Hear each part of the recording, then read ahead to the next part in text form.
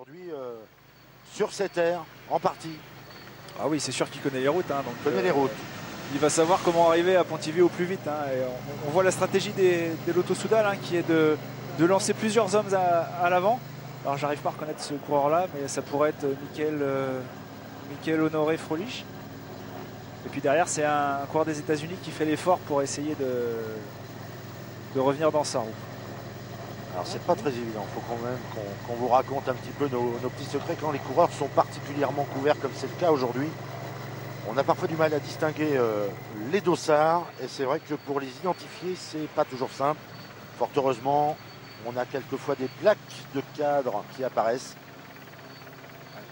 De face avec la boule sur la figure, c'est pas facile. Voilà, c'est pas simple en plus.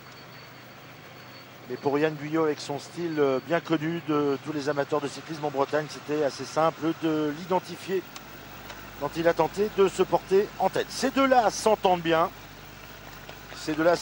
Vandenberg. Ouais, ils n'ont pas le choix, hein, de toute façon, ils font cause commune hein, depuis le départ maintenant. Et c'était les deux plus forts dans Mur de Bretagne. Mais on sent qu'ils sont quand même, c'est pas facile. Ah oui, ils sont bien entamés. On est quand même au 6e jour de course. Les coureurs ont parcouru 2 fois plus de 200 km durant cette semaine. Et puis la pluie qui s'invite, effectivement, ça fait vraiment mal aux jambes. Ça mouline. Et derrière, on essaye de mettre plus gros pour revenir. Ouais, derrière, on voudrait bien boucher le trou. Ouais, c'est les Côtes d'Armor qui roulent avec Frédéric Guimau, visiblement. Hein, voilà, c'est Frédéric Guimau qui roule en tête de peloton. Alors maintenant, pour eux, c'est simple. Quand on a le maillot de leader dans son équipe, on essaye de contrôler un tant soit peu la course.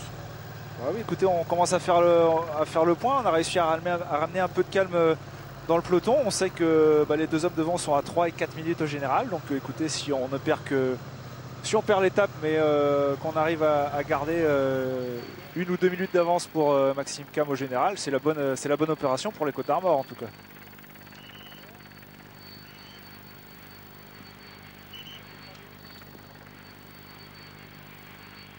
Alors on arrive dans un... Les coureurs arrivent avec les Guérec. Les Guérec. On leur demande un peu de ralentir. Hein. Ils ont dépassé la limite autorisée, les garçons qui sont à l'avant. Bon, les drapeaux jaunes sont très utiles hein, pour les coureurs. Ils leur signalent vraiment tous les dangers. Et c'est vraiment important pour une organisation comme le Tour de Bretagne d'avoir la garde républicaine, tout simplement, ce qui se fait de mieux en matière de sécurité sur les courses cyclistes. Alors on en parlait il y a un instant, on évoquait Elie Gébert, l'équipe Fortunéo Vital Concept, l'équipe bretonne qui rêve un jour de s'imposer sur ce Tour de Bretagne.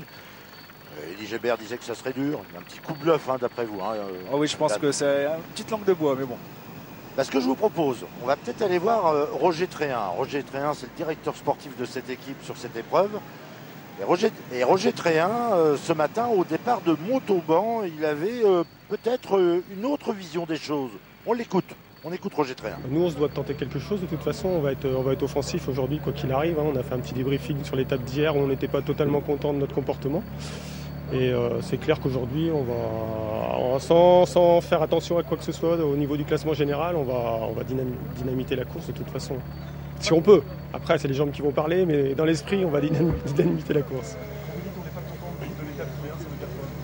Ça veut dire qu'on n'a pas couru comme il a fallu qu'on court. Hein. Donc c'est clair, hein, les coureurs en sont conscients.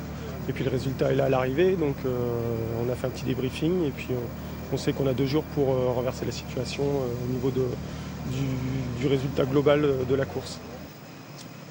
Eh oui, Roger Tréhin s'est confessé au micro de Gilles Lemorvan et Jean-Michel Piron. Il a envie de renverser la table, de tenter le coup de poker dans les 2 dernières étapes d'ailleurs. Historiquement, c'est toujours là que ça se joue en général, oui. Le Tour de Bretagne. Le parcours est tracé pour ça. Hein. Donc, effectivement, moi je crois plus en la version de Roger Tréhin. Hein. Très sincèrement, ils sont... C'est une des équipes à battre avec les 2 équipes italiennes. Hein. C'est une des équipes à battre sur ce Tour de Bretagne. Donc pour l'instant, ils sont distancés. Le seul moyen, c'est de partir à l'attaque, tout feu, tout flamme, et puis de tout faire exploser. Hein. On a vu en haut de Mur de Bretagne que 2 coureurs s'étaient portés l'avant. Hein. J'avais cru reconnaître Brice Feuillu et puis Elie Gébert. Bon, visiblement, ça n'a pas fonctionné. Là, les Côtes d'Armor ont pris le manche du peloton avec Fabien Schmitt en tête. Et on voit que Yann Guyot reste en tête, pas très loin, en embuscade. Moi j'avais vraiment trouvé très, très costaud à Saint-Paul-de-Léon. Le parcours se prêtait pas à Skyar plutôt. Le parcours sur Skyar se prêtait pas forcément à une échappée dans le final. D'ailleurs les hommes de tête ont été rejoints, mais je pense que si le parcours avait été un tout petit peu plus dur, eh ben, il aurait pu faire un bon coup sur Skyar. C'est un vrai puncher, Yann Guyot. Un vrai puncher, un garçon courageux et qui aimerait bien sans doute gagner une étape sur ce Tour de Bretagne 2017. On va marquer une pause, on va retourner vers la régie finale, feuilleter quelques publicités. On vous retrouve dans quelques instants.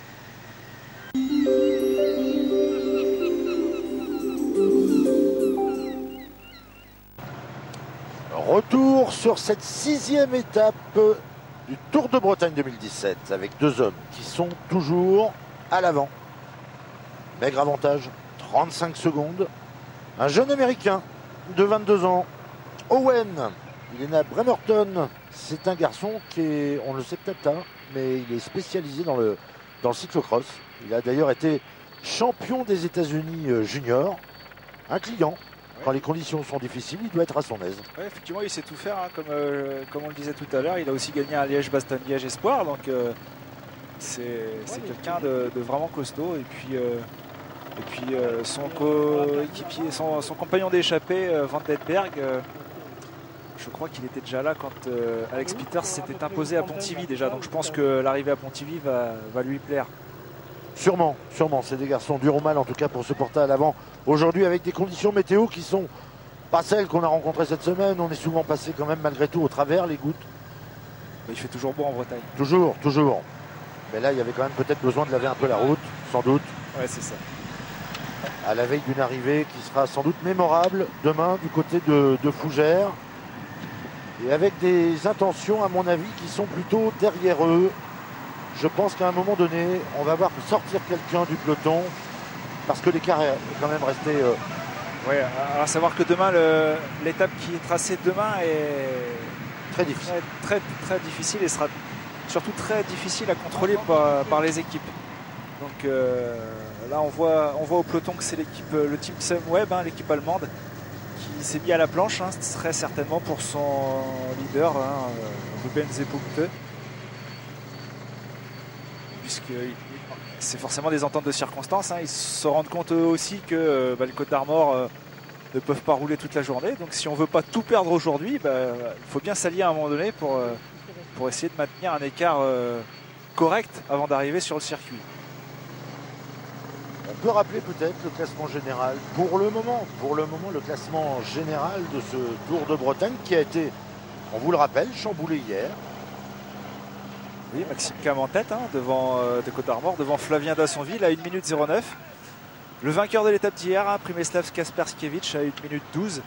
Et l'homme qui avait lancé l'échappée à 6 d'hier, Anders Karset, un Norvégien du team Joker, qui est toujours à l'attaque. Lui, on l'avait vu l'an dernier déjà sur l'étape de Lannion, là où Adrien Costa s'était échappé.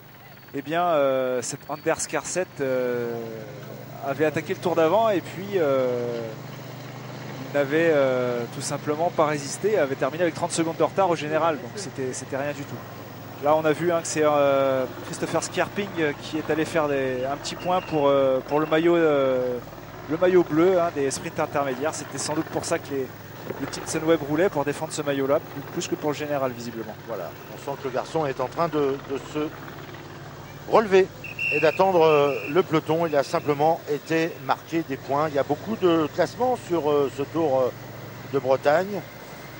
Le plus prestigieux, bien entendu, c'est le maillot de leader, mais il y en a d'autres. Il y a le classement combiné, il y a le maillot du sprinter, maillot des jeunes également. Ouais, et puis là, les deux qui sont passés sur la ligne, c'est tout simplement le premier et le deuxième à ce maillot bleu du classement des sprints intermédiaires. Donc il va y avoir de la bagarre à tous les étages, non seulement pour le général, pour l'étape aussi, et puis pour les maillots distinctifs. On a entendu tout à l'heure à la prise d'antenne Maxime Lelavandier qui nous disait qu'il ne pourrait certainement pas défendre son maillot des grimpeurs.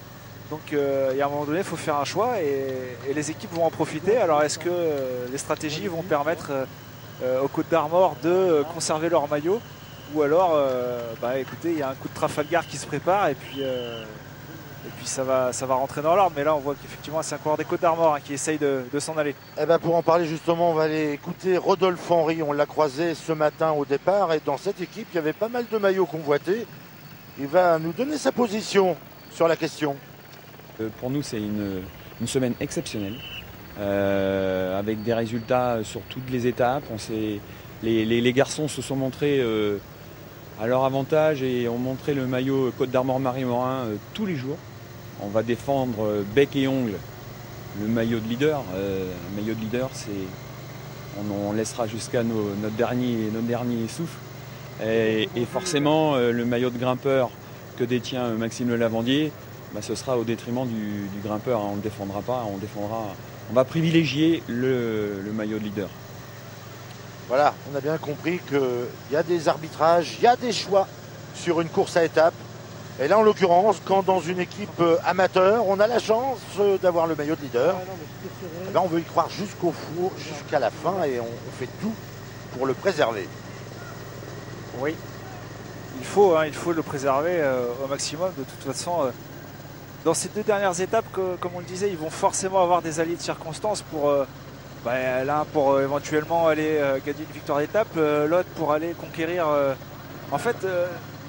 Éventuellement, même de perdre ce maillot des grimpeurs pourrait leur permettre de sauver le général. Et puis après, on ne se souviendra finalement que du vainqueur au général. Le meilleur grimpeur sur une course d'une semaine, c'est finalement assez anecdotique. Et on voit qu'on continue d'essayer de sortir. Là, on voit un équipier de Filippo Pozzato tente de s'illustrer, au moins de s'extraire du peloton. Ouais, et puis derrière ça fait la chasse parce qu'on se dit que écoutez, si on peut prendre le bon wagon dès maintenant avant d'arriver. Mais on sent que c'est difficile quand même d'avoir son billet de sortie. On sent que c'est compliqué aujourd'hui. Ouais, plusieurs équipes sont intéressées à garder tout le monde ensemble. Ah, que c'est beau le vélo, que c'est beau le cyclisme, que c'est beau tous ces cyclotouristes qu'on croise le dimanche matin, mais de grâce, quand vous êtes au volant, soyez prévenants, soyez attentifs. Justement, on va retrouver tout de suite notre consoeur Mathilde Lazou qui est dans l'air d'arrivée et qui est au stand Partageons la route. C'est ça, Mathilde? Oui, c'est exactement ça. Je suis avec Françoise qui gère le stand Le Partage de la route se partage. Bonjour Françoise, comment ça va? Bonjour, ça va très bien, merci. Alors, quelle est votre action sur ce stand, sur ce Tour de Bretagne?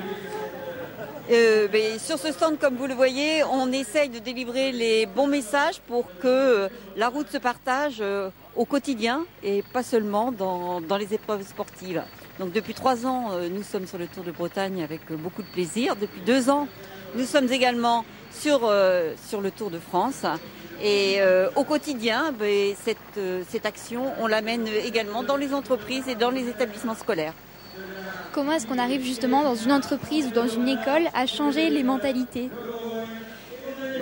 Tout simplement en expliquant déjà les règles, qui sont notoirement méconnues, dont celle dont vous venez de parler, le 1,50 m, que personne ne connaît, comme le franchissement de la ligne blanche pour dépasser un cycliste totalement méconnu.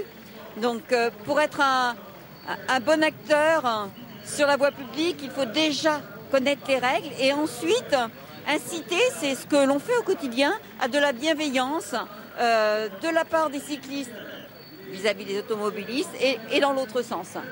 Merci beaucoup Françoise, bonne action.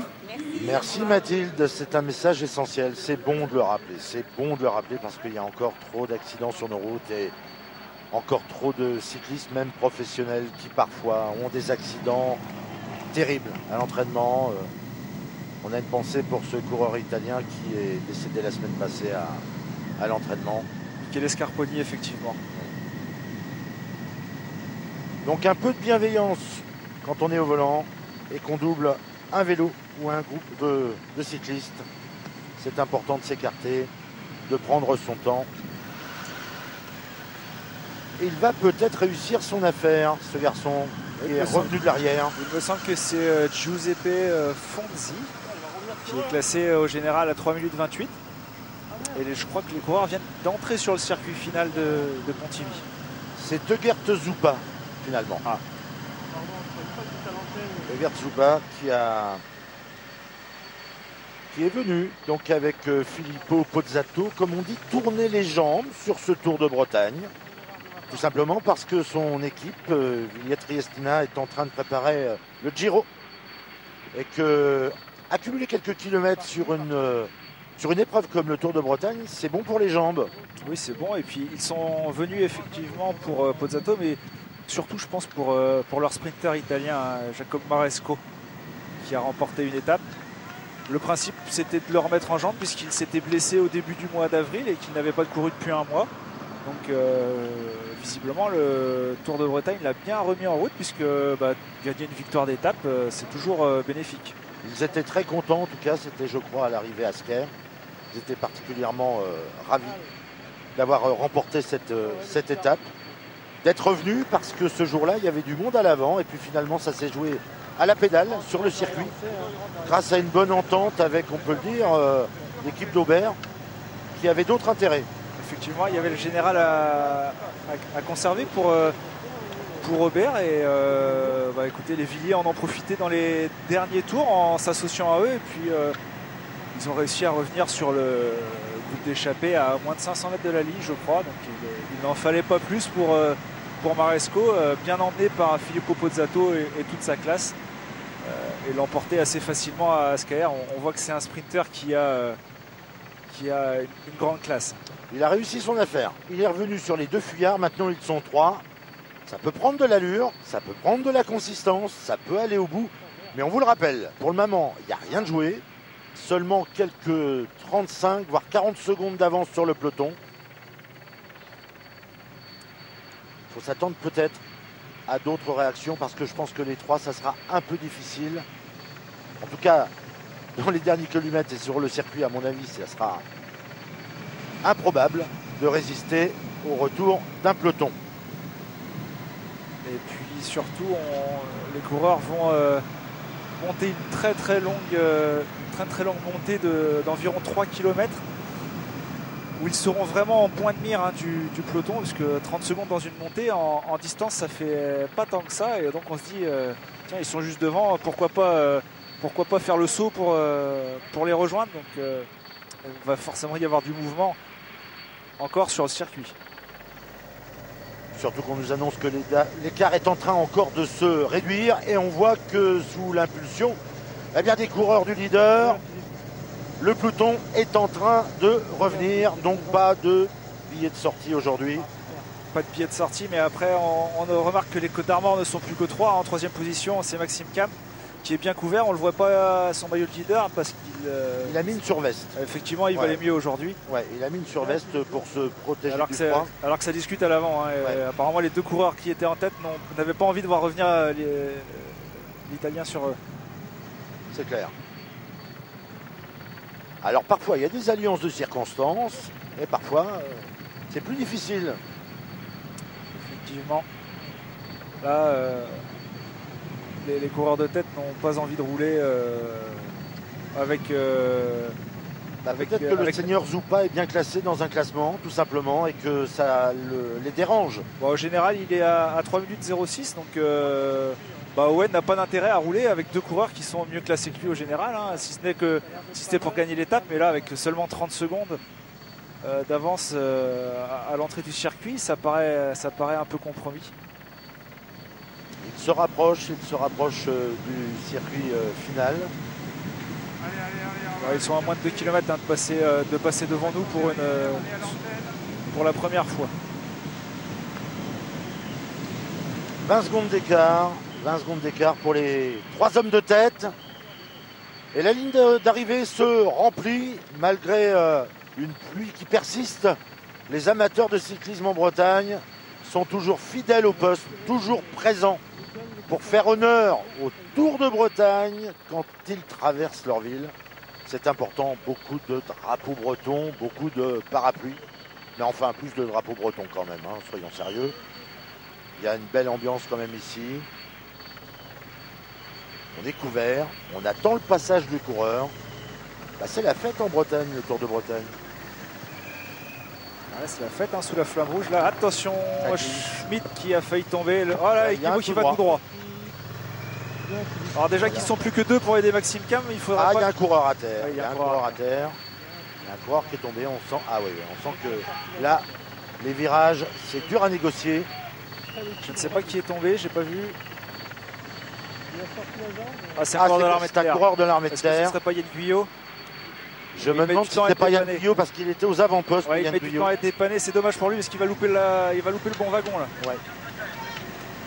On va avoir confirmation tout à l'heure peut-être en image. Il y a les 3 hommes de tête qui vont se présenter sur la Voilà. ligne avec un maigre avantage. L'Albanais de Lavilliers, hein, Tekard Zoupa, c'est quelqu'un de vraiment très puissant. Hein, on l'avait vu sur. C'est quelqu'un qui a fait les Strade Bianche, je crois, et puis également Tirreno Adriatico.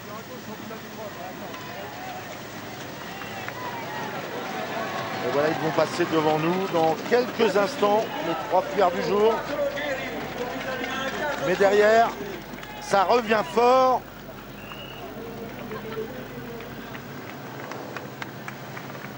Ouais, les coureurs de Côte d'Armor qui sont obligés de rouler malgré tout, hein, même s'ils ne sont plus que 2 coéquipiers autour de Maxime Cam, ils sont obligés de faire le travail et ça risque de leur porter préjudice sur la fin d'étape puisque le retour de manivelle peut être très violent. Ils vont laisser des forces dans la bataille, hein, les coureurs de Côte d'Armor. Ouais, c'est évident qu'ils vont laisser des forces sous la pluie comme ça. Je pense que, alors s'ils ne perdent pas le maillot demain, ce soir plutôt, demain, ça un peloton, comme on le disait tout à l'heure, a beaucoup maigri. Car dans ce groupe de contre-attaque, le peloton du leader inchangé, toujours 25 secondes sur la ligne. Pour les 3 hommes qui sont à l'avant, on vous le rappelle, il y a l'Américain Owen, jeune Américain de 22 ans. Il y a le Hollandais Vandenberg. Et puis cet Albanais de l'équipe italienne, Villiers-Triestrina, Egert Zoupa. Et pour l'histoire, ce serait vraiment magnifique qu'un coureur des États-Unis l'emporte aujourd'hui, puisqu'il a été annoncé dans la journée, hein, ce matin ou hier soir, je ne sais plus, qu'un de leurs coéquipiers aux États-Unis qui a fait une très mauvaise chute le week-end dernier était décédé. Hein. Il s'agit de Chad Young, coéquipier d'Adrien Costa et de Logan Owen.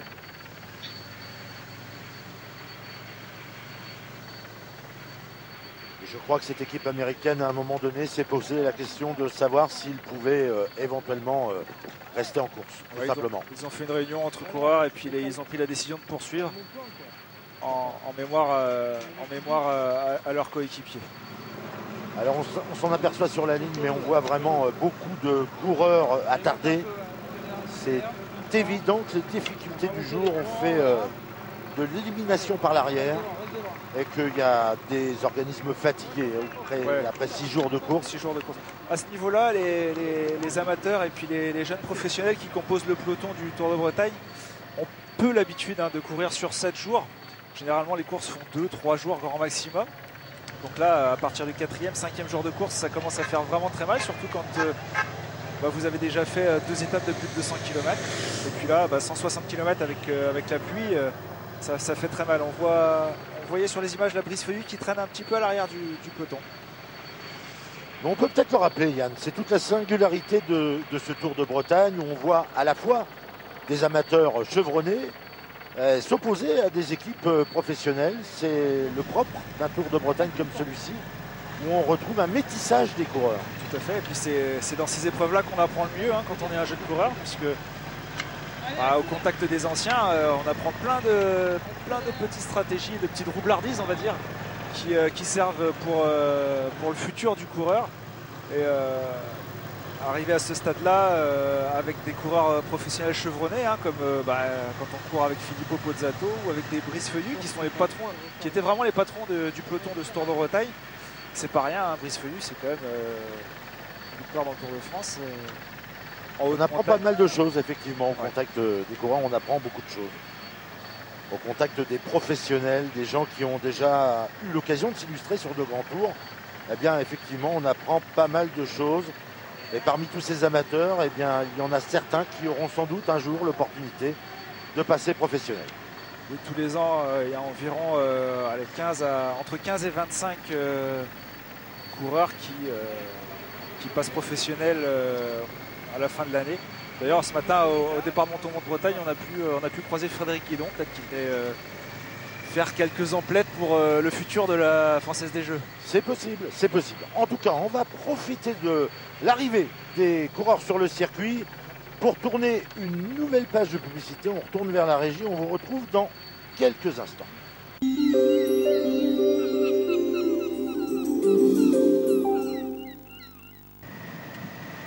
Et voilà, nous sommes de retour sur cette 6e étape du Tour de Bretagne 2017 entre Montauban-Bretagne et Pontivy. Nous sommes déjà dans la dernière heure de course et le jeune Owen, dont on disait grand bien il y a quelques instants, eh bien, tente de se la jouer en solo. Oui, à 1 km avant de basculer en haut de la bosse, il a pris les devants de ses 2 autres compagnons d'échappée. Il a réussi à basculer devant avec un écart assez réduit pour l'instant, mais dans la descente il relance très bien. Apparemment il lui reste des forces. Et puis à l'arrière c'est Anders Karset, un porteur du maillot vert qui est lui 4e au général à 1,15 de Maxime Cam, qui essaye de faire bouger le cocotier. Il est avec Émile Plancart qu'on avait déjà vu tout à l'heure, et puis le coureur des USA, un autre coureur des USA, Yann Garrison. Ouais, mais là ils sont en point de mire, on sent que ça y est, c'est terminé. Owen insiste. Ouais, il est bien parti, Owen. Il veut faire le show. Il veut tenter quelque chose. Est-ce qu'il aura les forces suffisantes, les forces nécessaires pour aller au bout? Seul, c'est difficile. Mais on se rappelle qu'à l'étape de Saint-Gildas-des-Bois, on a vu arriver un garçon qui s'appelle Damien Godin et qui a fait forte impression, comme il l'avait fait d'ailleurs au Trobreau-Léon. Il avait été impressionnant, Damien Godin, au terme d'une échappée de 190 km qu'il n'avait pas effectué tout seul. On avait vu un admirable Kevin Perret à la veille de fêter ses 20 ans. Damien Godin, justement, on va l'entendre, Damien Godin. À refaire un coup, je ne les prépare pas trop à l'avance, mais j'étais un peu fatigué hier suite à ma grande journée de 200 km devant. Donc hier, je me suis un peu relevé dans le final pour essayer de récupérer au mieux. Mais ouais, j'espère avoir au moins une bonne journée sur les 2 derniers jours et pour aider aussi l'équipe pour pouvoir aller chercher un deuxième succès sur ce Tour de Bretagne. Ouais, j'ai pas trop de mots comme je peux le dire. C'est vrai que tout me réussit, on va dire, dès que j'ai envie de faire quelque chose et dès que je me retrouve à l'avant, j'ai l'impression que tout me réussit. Donc voilà, je me pose plus trop de questions maintenant que j'ai gagné 2, 3, 4 courses. Voilà, maintenant je donne tout et ouais, tout me réussit, on va dire, depuis le début de saison. Dès que je veux faire un truc, dès que j'ai un objectif, ça me réussit, donc c'est cool. Ah, il est gourmand, Damien Godin. Gourmand, Damien Godin. Il a raison. Tout lui réussit là. Il a raison. Il s'est relevé en début de Tour de Bretagne pour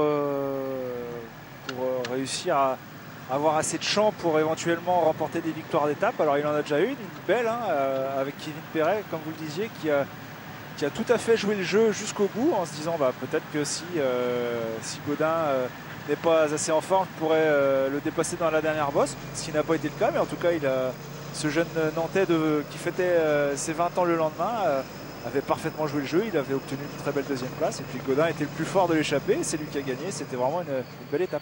Ouais, forte impression en tout cas, les deux ont été magistraux à l'arrivée de Saint-Gildas-des-Bois.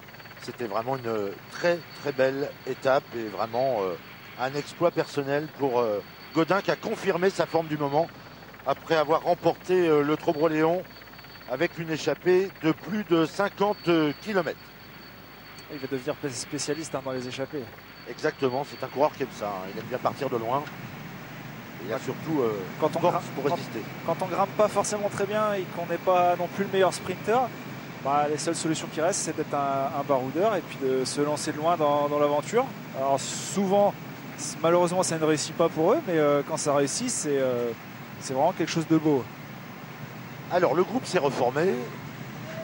Apparemment, ces trois-là ne veulent pas se séparer.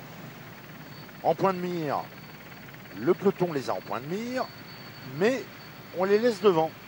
Ouais, il vaut mieux les laisser devant, une trentaine de secondes, c'est pas dangereux du tout pour Maxime Cam, qui a dû avoir affaire à quelques attaques sur le haut de la bosse.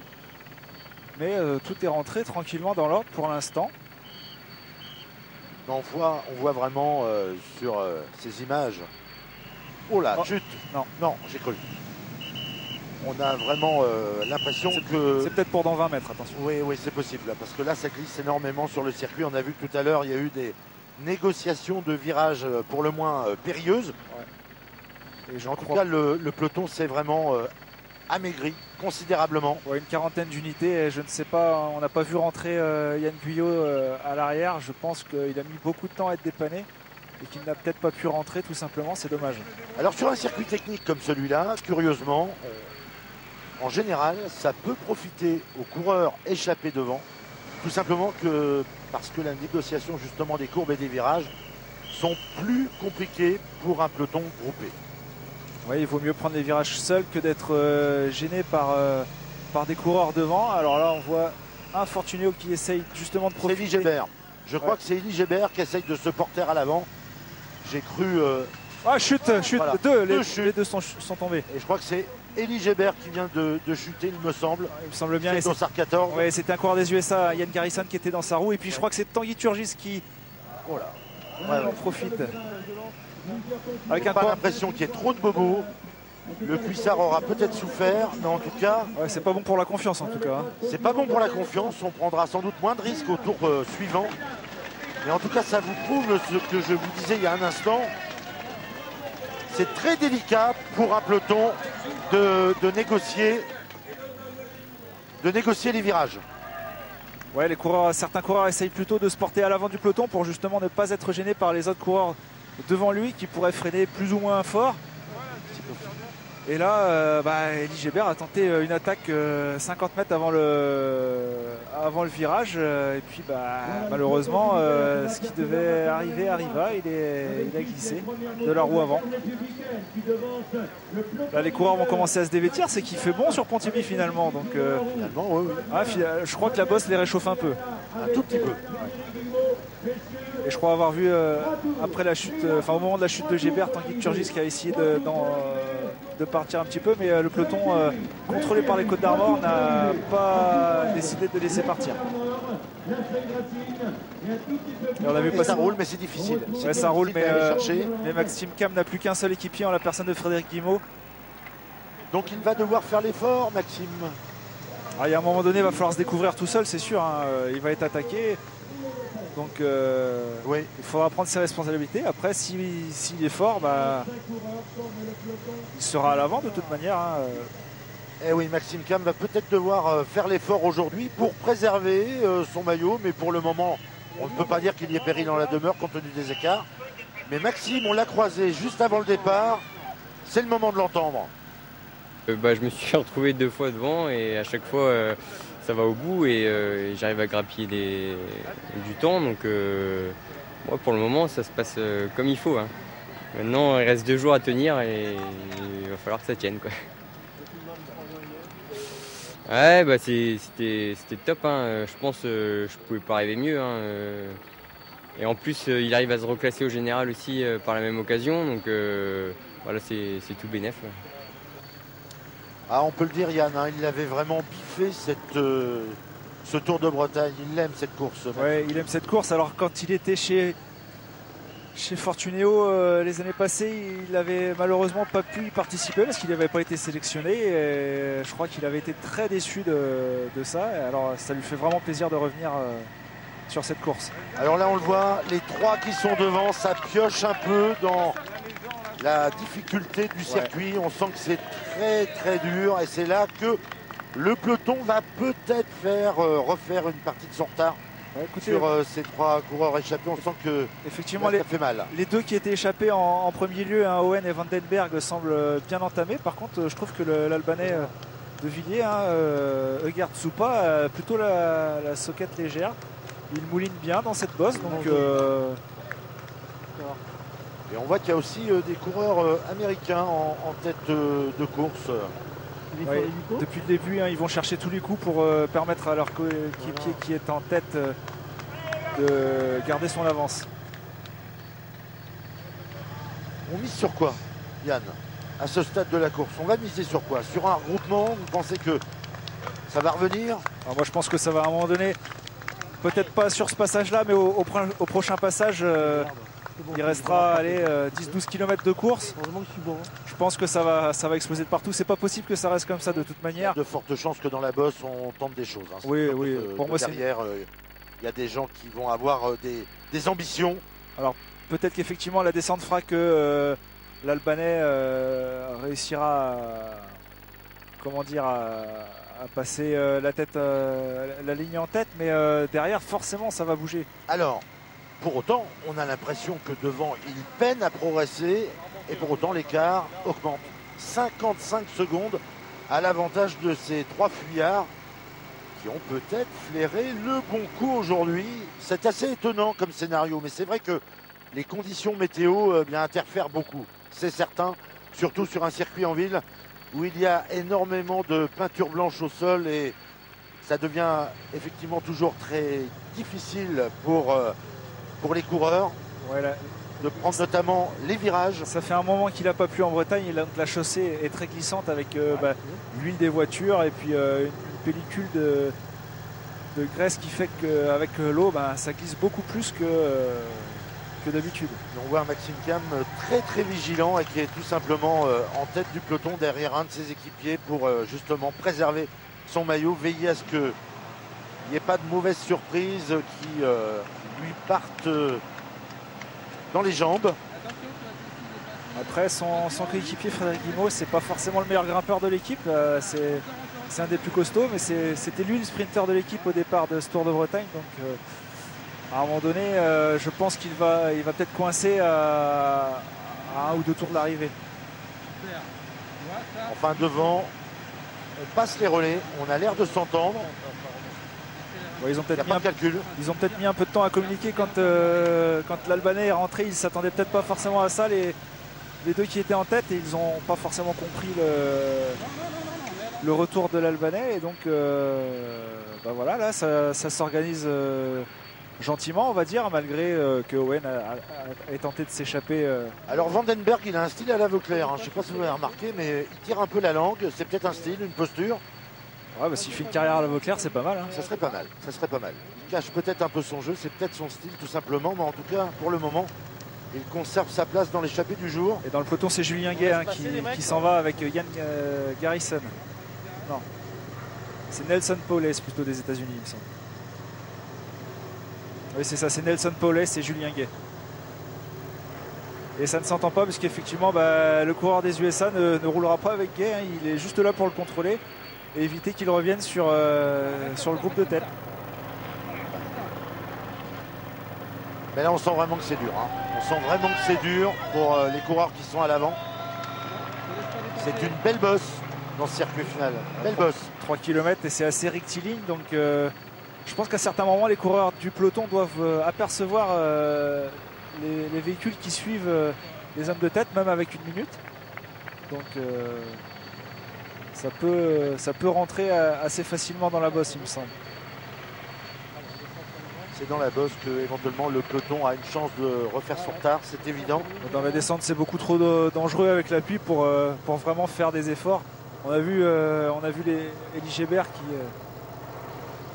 qui a malheureusement chuté en tentant de forcer la décision dans un virage. Enfin, Julien Gay tente crânement sa chance pour essayer de rejoindre les 3 qui sont devant. Ouais, mais il est absolument pas relayé par l'Américain. Il prend un faux relais l'Américain pour le ralentir. Pour le ralentir, ouais. Et derrière ça sort, il me semble que c'est un Fortunéo qui est sorti avec un Lotto Soudal. Fortunéo fatalement va certainement tenter quelque chose aujourd'hui. C'est vrai qu'ils ont été beaucoup empêchés cette semaine par différents ennuis, par pas mal de malchance aussi. Oui, effectivement, la malchance d'Erwan Corbel sur la première étape qui casse son dérailleur alors qu'il avait certainement un podium dans les jambes. Et de Maxime Daniel qui crève 2 fois sur le circuit de Saint-Paul-de-Léon. Ouais. Alors c'était peut-être pas forcément le plus fort, mais au moins il aurait été placé au général. Ça pouvait donner une toute autre course avec quand vous avez 2-3 coureurs placés au général, ça vous offre forcément beaucoup plus de possibilités. Il avait en tout cas ce jour-là le mérite d'avoir attaqué, d'être dans la bonne échappée, s'être présenté sur le circuit avec une avance conséquente qui aurait pu le replacer au général. Il n'a pas eu de chance. Maxime Daniel pour la petite histoire, dossard numéro 13 de ce Tour de Bretagne. Ah, mais je pense qu'il a retrouvé un peu de sourire hier quand on est passé à Bois-Gervilliers avec tout son fan club qui l'attendait, dont une partie était là ce matin également au départ. Ça lui a redonné fatalement, certainement, du baume au cœur à Maxime Daniel.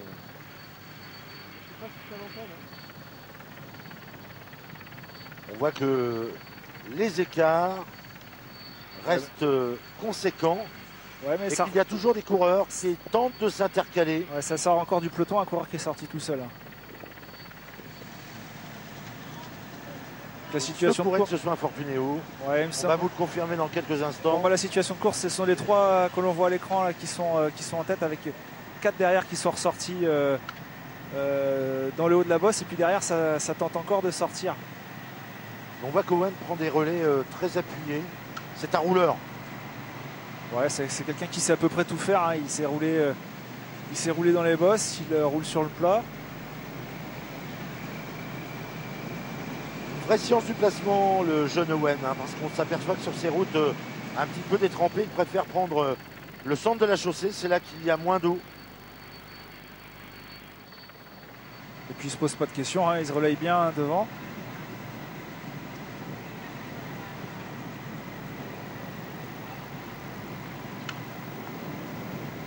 Chacun fait sa part de travail. Mais c'est dur, ça reste dur parce que le circuit est exigeant. Et pour le moment, la réaction tarde à venir véritablement de l'arrière, des petites tentatives. Mais le gros coup, la grande bagarre, on ne peut pas dire qu'elle soit véritablement encore déclenchée. Est-ce que c'est possible aussi d'avoir un feu d'artifice sur un circuit comme ça? Peut-être pas, peut-être que ça va partir d'un coup comme on voit actuellement là.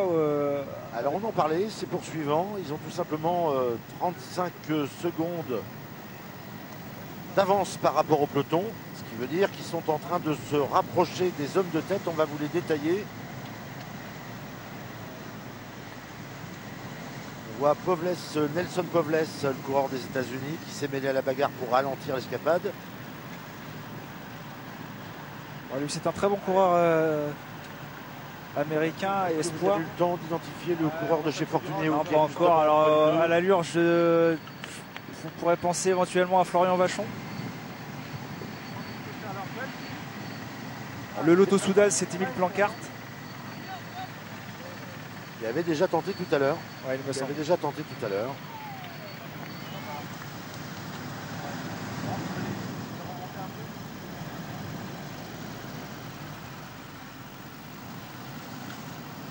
On va avoir confirmation dans un instant. C'est non, c'est Élie Gébert qui finalement s'est remis de sa chute, a trouvé les ressources nécessaires pour se porter de nouveau à l'avant. On voit son coup de droit qui est abîmé. Hein. Donc, il a vraiment la volonté de faire quelque chose. C'est un guerrier. Hein, donc, ça confirme bien ce que je vous disais tout à l'heure. C'était un petit peu de langue de bois au départ hein, sur le fait qu'il ne comptait pas autre chose qu'une victoire d'étape. Ouais. Pour se lancer aussi loin dans la bagarre, c'est qu'il y a du temps à récupérer. Il était extrêmement déçu l'an passé de terminer au pied du podium de ce Tour de Bretagne. Il avait très envie d'y monter sur ce podium. Il avait d'ailleurs tout fait dans le final de Dinan pour essayer de réduire son écart sur Costa. Ouais, alors la stratégie il était chez Loudéac, alors la stratégie était pour lui vu les écarts très réduits qui étaient alors avec Adrien Costa, et je crois qu'il y avait 7 ou 9 secondes, quelque chose comme ça. Sa stratégie, c'était d'aller prendre des bonifications sur la ligne pour gagner le Tour de Bretagne aux bonifications. Et pour en avoir discuté avec lui, je crois qu'il se demande encore pourquoi il n'a pas attaqué plus tôt, parce que Costa avait il avait quasiment dans la tête, je pense qu'il a encore des regrets de ne pas avoir attaqué plus tôt, parce que physiquement, je pense qu'il pouvait dépasser Costa sur cette étape-là. C'est un scénario de course assez bizarre. On voit là, ça glisse énormément. Ouais. Pourtant, c'est la 3e fois qu'il passe là et ça glisse toujours. Ça glisse toujours. Très difficile à négocier ces virages. Toujours un peu de traces d'hydrocarbures, notamment sur ces bandes blanches. C'est particulièrement dangereux. Dans le contre, il y a un coureur du team Treberg qui est rentré. Le team Treberg, Alexander Vetterol qui est rentré sur le groupe de 4 avec donc Élie Gébert, Émile Plancart, Nelson Povles et Julien Gay. Alors s'il y a un regroupement entre ce groupe de 5 et les 3 qui sont devant, l'échappée va peut-être prendre une autre tournure. À 8, ça peut aller beaucoup plus loin, c'est sûr. Hein. Derrière, si Frédéric Guimau est seul à rouler au peloton, ça va être très compliqué. Ces trois-là ont déjà beaucoup donné. Voilà, on pense à s'alimenter, à reprendre des forces. C'est important, on le dit à chaque fois, mais on peut vraiment perdre beaucoup de moyens si on n'a pas la présence d'esprit de s'alimenter, de s'hydrater. Elie Gébert qui fait une fragale à Saint-Paul à 5 km de la ligne, il est encore avec le groupe de chasse qui est juste derrière Dassonville, et puis il prend un tel coup de fringale qu'il termine à plus d'1 minute 30. Et là on se pose pas de questions sur le groupe de contre. Maintenant le but c'est de revenir sur les 3 de tête et creuser le maximum d'écart. 35 secondes d'écart. Bon, visiblement hein, la chute d'Elie Gébert n'a pas entamé sa confiance. Non. Chute sans gravité, mais qui a dû quand même malgré tout le retarder. Ouais, il a dû remonter tout le peloton pour se porter à nouveau à l'avant. Et on voit que Maxime Cam a retrouvé un équipier, certainement dans la descente, Fabien Schmitt, qui fait le plus gros du travail. Fabien Schmitt, c'est le coureur, c'est le capitaine de route des Côtes d'Armor. Un gros client, quelqu'un qui aime bien les sprints. Un rouleur, un costaud. Ouais, un rouleur, un costaud, quelqu'un d'expérience qui apporte beaucoup aux jeunes de cette formation avec son expérience de plusieurs années dans les divisions nationales 1. Avant d'entrer dans le final de cette 6e étape du Tour de Bretagne, on va refaire un détour par la régie finale, revenir très vite pour vous faire vivre le final de cette 6e étape qui arrive aujourd'hui à Pontivy avec un petit peu de pluie. On se retrouve tout de suite.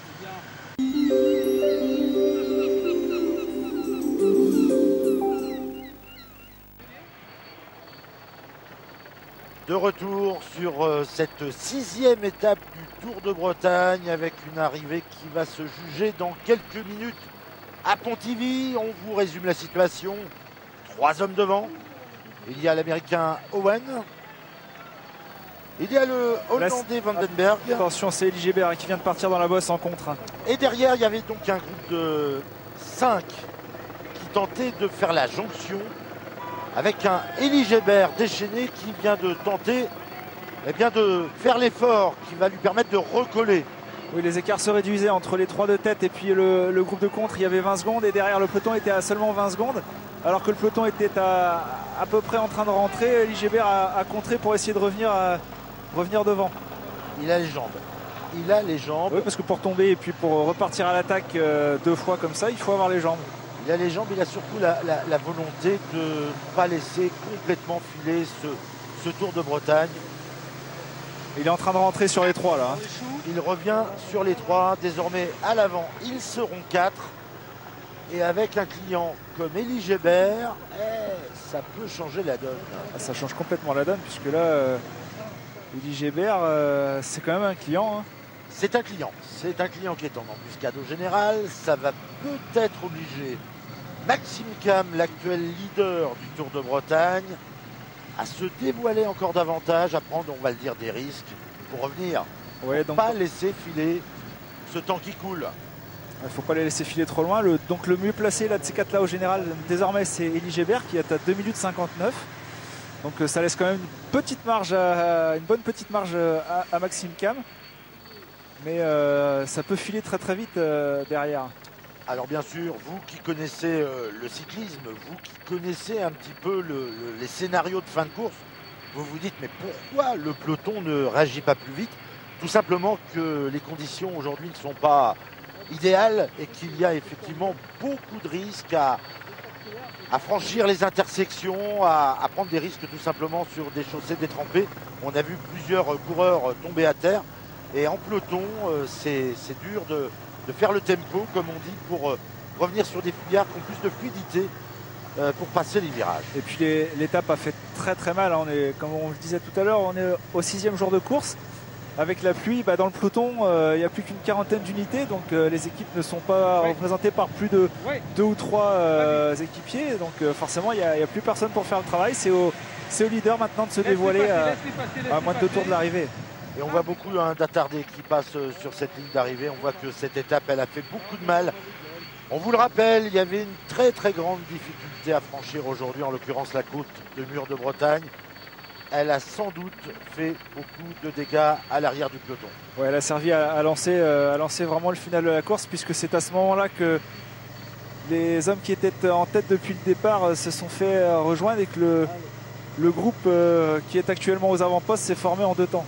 Et on le voit dans son attitude, Elie Gébert, il a envie de creuser justement le temps. Et il a pris un relais très appuyé alors qu'il venait tout juste de rejoindre les 3 fuyards. Il a envie que cette échappée, elle aille au bout. Ouais, et puis on ne sait jamais si on arrive à prendre 1 minute 30 sur le peloton sur la ligne. Ça le replace vraiment dans les meilleures conditions au général pour éventuellement recommencer demain et puis essayer de faire flancher les Côtes d'Armor et Maxime Cam. Voilà, quelques étirements, un peu d'acide lactique dans les cuisses. Elie Gébert, dans un final, il est capable de tirer tout simplement son épingle du jeu. C'est un fin finisseur. C'est là qu'on va voir ce qu'il a dans la tête. S'il en garde un petit peu, c'est vraiment qu'il voulait seulement jouer la victoire d'étape. S'il continue à rouler comme il le fait, c'est qu'il va très certainement laisser passer la victoire d'étape et puis plus penser au général. Alors, grosso modo, aux dernières nouvelles, il y avait grosso modo 20 secondes entre la tête et le groupe de poursuivants qui s'est réduit à 4. Et je crois que derrière, le peloton est en embuscade. Alors, je crois que le groupe de contre est en train de rentrer sur la tête de course. Également. Devant, désormais, ils sont 8. 8 à l'avant. Les cartes sont rebattues. Mais Elie Gébert reste toujours le mieux placé au général de ce groupe. On essaiera d'avoir l'écart avec le peloton pour ce groupe qui continue de crânement tenter sa chance. Désormais à 8. Il y a un Américain qui va sans doute tenter de... ils sont en position de force, ils sont 2 Américains désormais devant. Oui, complètement. Ils vont peut-être jouer... Nelson Paules là, qui prend le relais, qui est un petit peu loin en général, à plus de 11 minutes. Mais je pense qu'il va faire le jeu de son équipier Logan Owen, qui a fait toute l'étape à l'avant. La sélection des USA serait pas mécontente. La sélection des USA serait pas mécontente d'accrocher en tout cas une étape sur ce Tour de Bretagne. Et comme vous le disiez Yann il y a un instant, dans ce groupe, le mieux classé d'entre tous, c'est justement Elie Gébert qui a fait tout à l'heure l'effort pour revenir aux premières places de cette échappée. Ouais, on voit dans le peloton que les équipes qui se sont fait un peu piéger, notamment les Norvégiens de Joker, sont obligés de rouler, puisque là c'est Tobias Foss qui roulait en tête de peloton. Et on voit en 6 et 8e position le maillot vert Anders Skarset, qui est le mieux placé de cette équipe à 1,15 et qui sent que la course est un petit peu en train de lui échapper. Vandenberg est pas mal placé aussi au général. Vandenberg il est un petit peu plus loin, je crois qu'il est à 3 minutes. Il est à 3 minutes 05. Toujours en course pour faire un coup, sait-on jamais, sur un Tour de Bretagne jusqu'à l'ultime étape. Par contre, dans ce peloton-là, on ne voit. Je n'ai pas vu d'Aubert, donc je ne sais pas si le deuxième du général, Flavia Dassonville, est toujours dans ce peloton.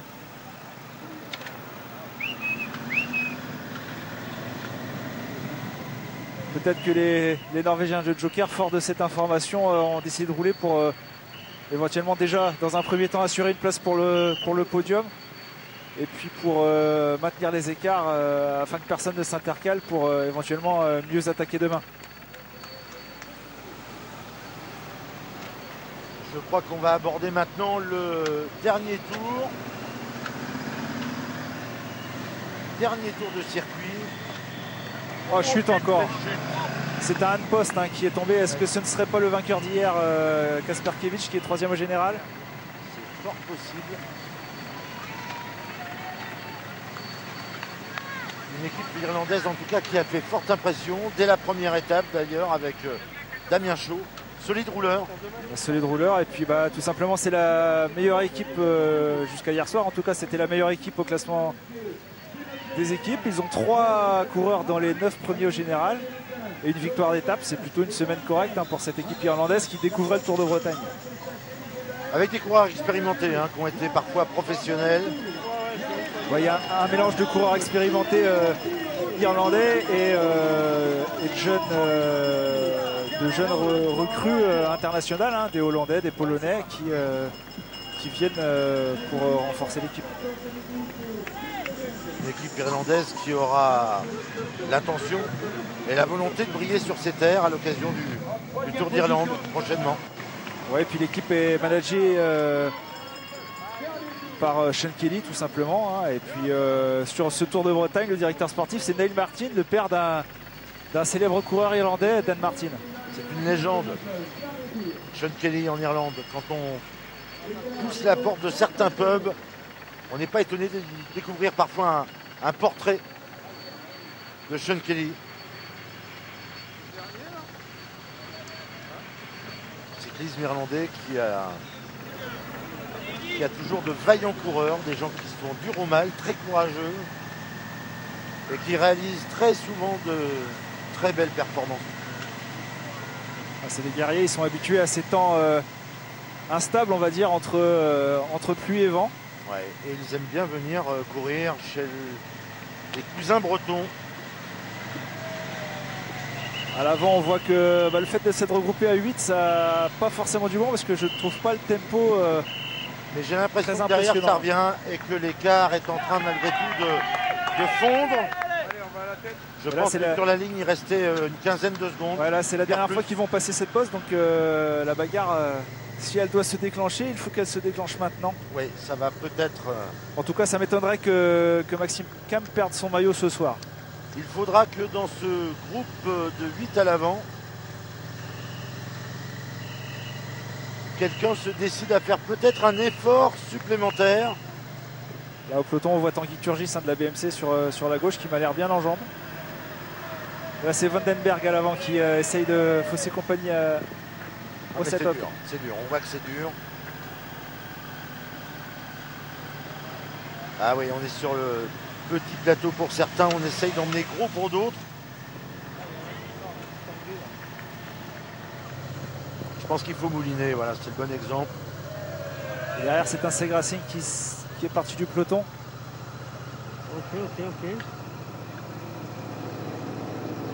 Le peloton sera-t-il en mesure de revenir sur les fuyards? Les fuyards ont-ils encore assez de jus pour aller jusqu'au bout? C'est le scénario de cette fin de course ici à Pontivy où le soleil fait une timide apparition. Et voilà, c'est une attaque d'Elie Gébert à l'avant. Voilà, Elie Gébert qui tente quelque chose, c'est évident. On sent la menace du peloton derrière, il faut durcir la course. C'est le moment, on est dans le dernier tour de circuit. Il reste désormais moins de 7 km pour franchir la ligne d'arrivée. Et il remet ça. J'ai l'impression que c'est encore Elie Gébert qui tente l'aventure en solo. Ouais, c'est lui qui est derrière, parti. On s'observe. Il est pris en chasse par Alexander Vetterol, le Suédois. Ah oui, mais là je crois que Elie veut tout donner, ne rien regretter surtout, parce que aujourd'hui, il y a certainement un bon coup à faire pour remonter au général, pour le coureur de la Fortuneo Vital Concept, qui a envie de réparer l'injustice.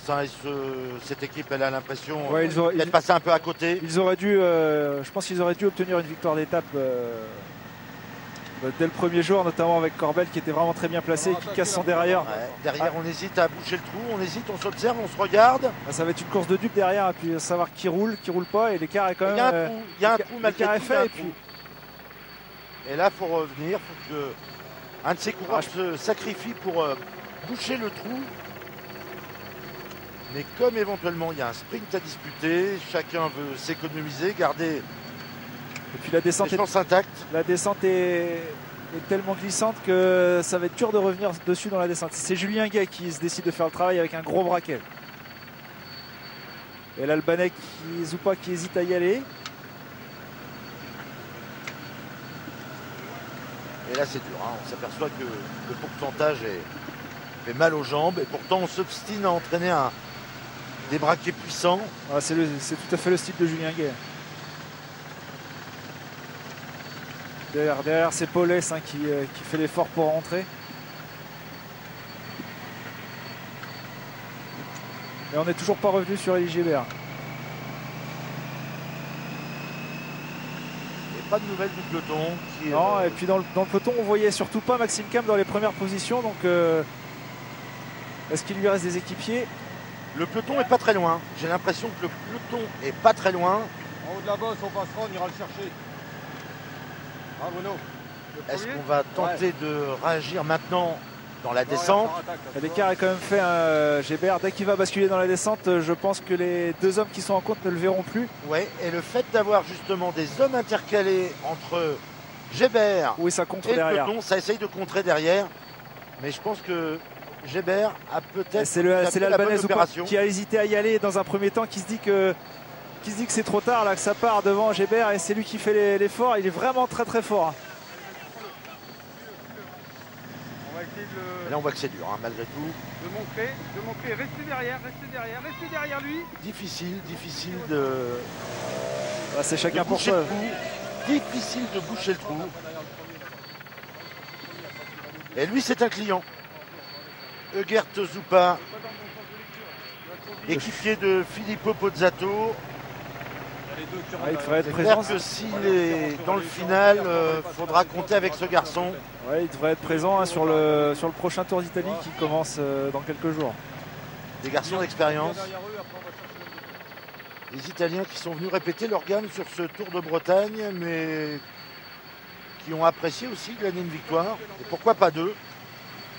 Ouais, et puis surtout, ils ont, comme le disait Filippo Pozzato, ils ont réappris à courir comme à leur jeune époque où la course était dure, beaucoup moins contrôlée. Sur ce Tour de Bretagne, c'est vrai que c'est le cas. Mais en tout cas, c'est un final surprenant. C'est un final surprenant. Il faut le reconnaître. On sent que la course a été dure toute la semaine, que les coureurs ont laissé beaucoup de force. Là, il y a un moment où ça craque effectivement plus par l'arrière que devant. Et c'est Plancart qui fait l'effort derrière pour essayer de revenir sur le contre avec Zoupa, Gay et Paulès. Et derrière, le groupe est très désorganisé, ce qui est plutôt à l'avantage d'Elie Gébert. Complètement. Je pense qu'Elie a joué sa carte et qu'il a eu raison parce que derrière, on peine à réagir. Mais en tout cas, on va le rappeler, ce parcours du Tour de Bretagne, il est exigeant. C'est pour ça que de nombreuses équipes s'y alignent parce que c'est un parcours qui révèle toujours de vrais champions. Et un parcours exigeant, même en 6 étapes, ça fait des dégâts. C'est très très dur pour les coureurs d'enchaîner des difficultés. Tout le monde le sait, la Bretagne, c'est pas la Beauce, c'est pas une forêt sans arbres. C'est loin d'être plat. Les coureurs aiment bien venir ici parce que ça les prépare vraiment. Généralement, les coureurs qui réussissent sur le Tour de Bretagne, ce sont des coureurs que l'on retrouve après chez les professionnels et qui s'illustrent sur des Paris-Roubaix, des Tours des Flandres, des Milan-San Remo. Donc vraiment des courses très difficiles. De toute façon, c'est toujours un homme fort. Alors je ne sais pas s'il gagne vraiment à rouler sur le cadre comme ça, mais c'est toujours un homme fort qui s'impose. En tout cas, c'est Elie Gébert, c'est qu'il a confiance de rouler comme ça. Ouais, il y a une recherche de vitesse. Alors on ne sait pas vraiment si c'est efficace. En tout cas, c'est toujours un peu dangereux, surtout sur une route détrempée, parce qu'on déplace le centre d'inertie sur la bicyclette. Mais en tout cas, il se sent bien pour faire cette descente. Écoutez, je crois que pour la victoire d'étape, il va être très dur à aller chercher en tout cas. Il avait envie de faire quelque chose, de se rattraper sur ce Tour de Bretagne. Où on vous le rappelle l'an passé, il s'était tout simplement Classé 4e, c'était une vraie performance. Lui qui à l'époque était encore amateur. Voilà, c'était la première fois qu'il participait au Tour de Bretagne. Et il avait pris une belle 4e place. Il était 3e au soir de la 6e étape. Et puis tentant le tout pour le tout dans le dernier tour, il avait perdu une place au général. C'était pas très grave. Pour lui, le principal, c'était de remporter la victoire au général, ce qu'il n'a pas réussi à faire. Mais c'est un coureur de panache qui tente tout, généralement, pour s'imposer. Et là, il met le paquet. Là, il met le paquet. Alors, vous avez sans doute aperçu des coureurs à l'avant. Ne vous inquiétez pas, c'est un groupe d'attardés. Vous voyez que la course est très dure, un groupe de 30 comme ça attardés. Quand Gilbert va les passer, ceux-là auront encore au moins un tour à faire. Ils vont se contenter de voir passer l'avion. Il y a peut-être un petit bidon qui va être donné par un qui. Non, même pas. Il n'a même pas le temps de prendre un bidon. Il lui reste un peu plus de 2 km à Élie Gébert. Et on n'aperçoit toujours personne derrière pour venir le contester. Derrière, on a rendu les armes.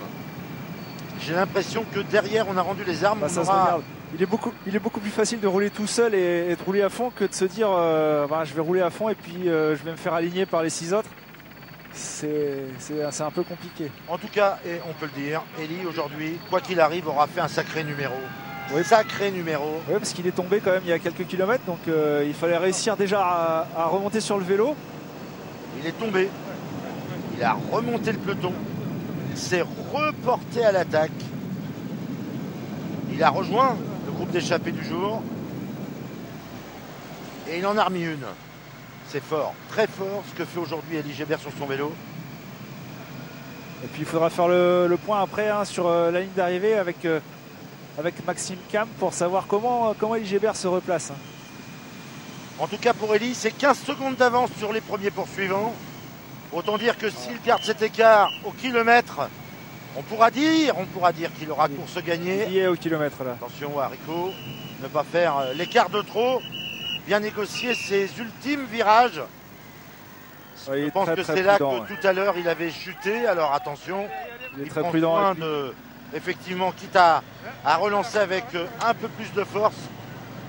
Mais là, il va aller chercher une victoire qui lui tend les bras, Élie Gébert.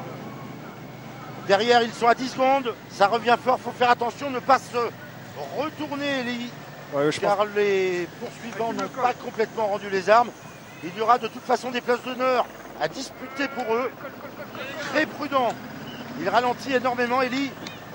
Il va se présenter dans l'ultime ligne droite. Je pense que ça va le faire pour Gébert. Pour aller cueillir une de ses victoires les plus probantes de sa jeune carrière de professionnel. C'est une victoire qui va faire plaisir à Sébastien Hinault, à Emmanuel Hubert et à son entraîneur, son directeur sportif du jour, Roger Tréhin, de la belle ouvrage. Un beau numéro d'Élie Gébert aujourd'hui à Pontivy. C'est pour ça qu'on aime le vélo.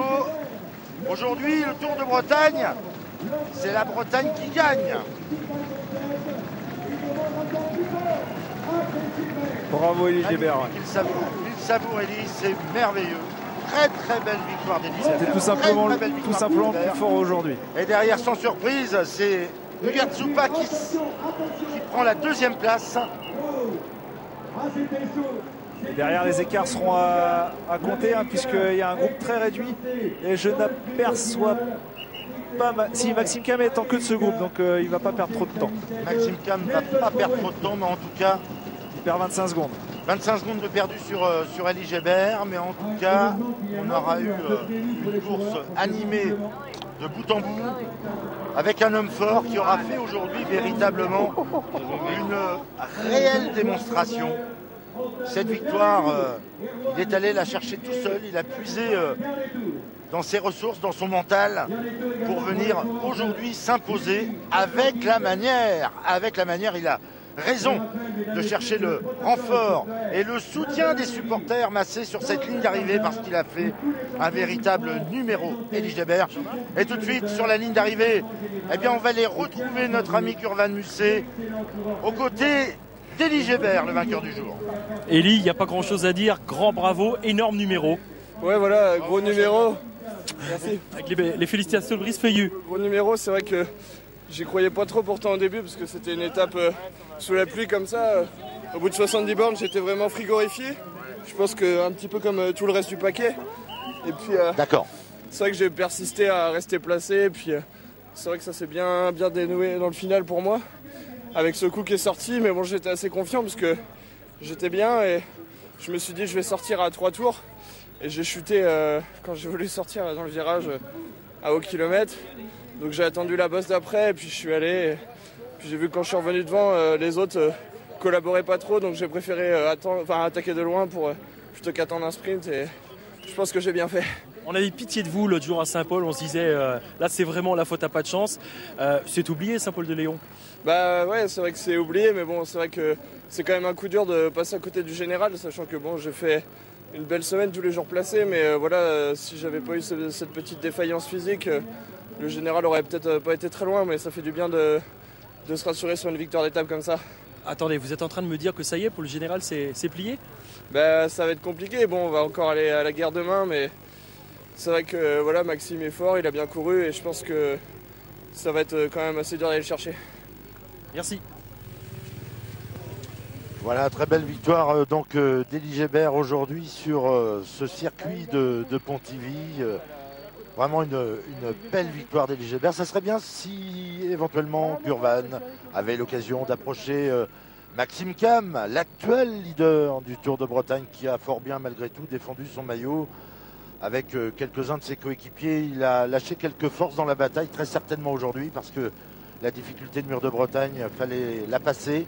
Il est resté quand même en veille, hein, juste derrière Yann. Hein. Oui, voilà, il s'est pas trop épuisé. Par contre, il a épuisé son équipe, ça c'est une certitude, puisqu'il arrive tout seul, Maxime Cam, de son équipe, hein, dans le peloton qui suit l'échappée. Donc écoutez, c'est plutôt une bonne opération pour Maxime Cam, hein, puisque finalement Élie Gébert lui se rapproche un petit peu au général à environ 2 minutes 30. Il rentre dans les 10 premiers du général, Élie Gébert. Mais Maxime Cam n'a finalement pas été tant attaqué que ça par les autres équipes. On n'a pas vu les Aubert. Fabien Lassonville, on l'a pas vu. Il est toujours donc. Alors je sais pas je l'ai pas vu passer dans ce groupe-là, donc je ne sais pas s'il y était. On va aller tout de suite retrouver notre ami Gurvan qui est près de Rodolphe Henry, si je ne m'abuse, le directeur sportif de Côte d'Armor Cyclisme. Ouais, et Rodolphe, il a le sourire. Ça a été une grande bataille, Rodolphe, mais vous avez tenu bon. Oui, c'est ça. C'est les justes mots. Une grande bataille avec une course débridée d'entrée de jeu, avec un coéquipier donc de Maxime Cam qui était déjà dans la bonne échappée du jour. Donc nous, on n'avait pas à rouler derrière. Fabien Schmitt a fait très bien son travail. Derrière, les gars ont protégé le leader toute la journée. Et puis, sur le final, quand tout s'est regroupé, Frédéric Guimau et Fabien Schmitt ont pris le relais, ont fait le tempo pendant à peu près 3 tours. Donc, ils ont abattu vraiment un gros boulot. Et on est vraiment fiers de porter demain le maillot de leader, l'équipe de Côte d'Armor Marie-Morin. On serait vraiment fiers de porter les couleurs. La palette de champagne, elle est commandée ou pas? Faut pas vendre la peau de l'ours avant de l'avoir tué, mais en tout cas, on va savourer déjà encore cette belle journée avec ce beau maillot. Et demain, on fera encore notre maximum. Gurvan, oui, est-ce que vous pouvez demander à Rodolphe si l'équipe n'a pas sacrifié quand même beaucoup de force aujourd'hui? Ah bah écoutez, je vais le demander tout de suite, d'autant qu'on se posait la question tout à l'heure. Jean-Marc Seigné et beaucoup d'autres se posent la question à savoir, est-ce que vous n'avez pas dépensé trop d'énergie aujourd'hui? Fougères, c'est dur. Oui, Fougères, c'est dur, mais après, il n'y a pas le choix. Ce qui est pris, il n'est plus à prendre. Si on compte nos cartouches à un jour de l'arrivée, après derrière il faut se rebattre et reprendre des secondes. Non, là on a tout donné, on a dit voilà, c'est comme si c'était l'arrivée ce soir et puis et on verra bien demain les jambes qu'on a, mais non, c'est très bien comme ça. Merci beaucoup. Et on verra demain s'il y aura un successeur à Benoît Poilvé, qui est le dernier Breton à s'être imposé sur un Tour de Bretagne. C'était en 2008, il courait pour Bretagne Armor Luxe, on s'en souvient. Oui, et puis écoutez, moi je pense que les Côtes d'Armor ont plutôt bien couru aujourd'hui, puisqu'en lançant effectivement Fabien Schmitt à l'avance, ça leur a évité de rouler toute la journée. Finalement, ils n'ont eu qu'à assurer le tempo sur le final pour maintenir les écarts. On va regarder tout de suite le classement de cette 6e et avant-dernière étape du Tour de Bretagne. Elie Gébert a donc levé les bras, on l'a vu. Et puis l'équipier Zoupa, l'équipier de Pozzato, a pris la 2e place. On savait que c'était un client, le jeune Owen, qui avait fait une très belle échappée, qui était à l'origine de l'échappée. Il était vraiment fort parce qu'il a vraiment lui fait toute la journée à l'avant. Il termine qu'à 3 secondes de Gébert. En la 3e place.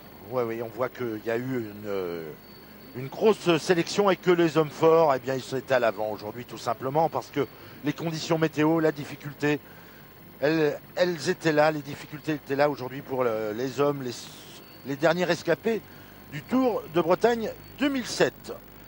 N'oubliez pas que demain, la 7e et dernière étape à Fougères, ce sera encore une fois sur France 3 Bretagne. On prendra l'antenne demain vers 14h pour vous accompagner, le dénouement, voir si effectivement un Breton sera sacré enfin sur ces terres. C'est tout à fait possible en tout cas, puisqu'il lui reste plus d'1 minute d'avance sur ses principaux concurrents. Il y aura un vrai suspense en tout cas demain sur les routes du Tour de Bretagne, avec donc une dernière étape qui sera particulièrement difficile. Il est temps pour nous de rendre l'antenne, de vous remercier pour votre fidélité. Soyez au rendez-vous demain pour un final qui s'annonce haletant du côté de Fougères. Bonne soirée à vous.